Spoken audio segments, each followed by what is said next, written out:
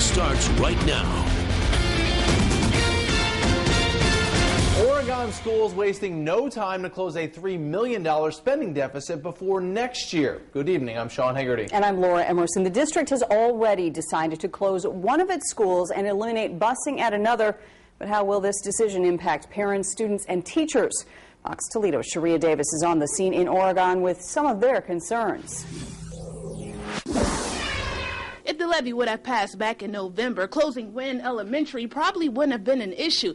But now parents have to live with the district's decision, and that means nearly 300 kids will have to be sent to a school farther away. None of us would prefer to be here tonight. I live in the Wynn district. My kids have gone to school here. I understand.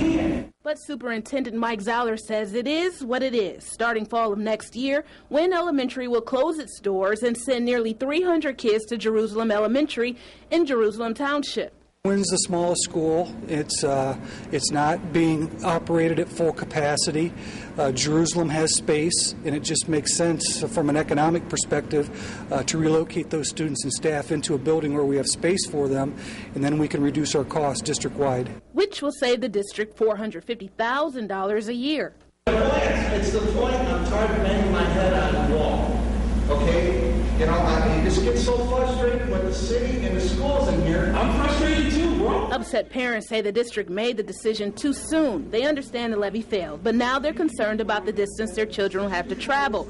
Zoller says the board will look into where children will be assigned. It is a concern, and it does scare me because this is where I went to school, and I'd like to see my children stay here. But closing Wynn isn't the only change that's coming to Oregon. In January, the district will no longer have busing at Clay High School. That decision will affect a third of its students. You know, certainly we're concerned about the impact that it's going to have on parents and students and the community, but at this time, because of our lack of revenues, we're just not able to provide that service like we did in the past. Once the district eliminates more than 20 buses from Clay, that will save Oregon schools $500,000 a year.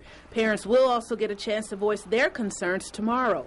As for Clay bus drivers, the superintendent says they won't lose their jobs, but their hours and their pay will be reduced. There will be another meeting at Clay High School regarding the busing tomorrow inside the cafeteria at 6 p.m. Reporting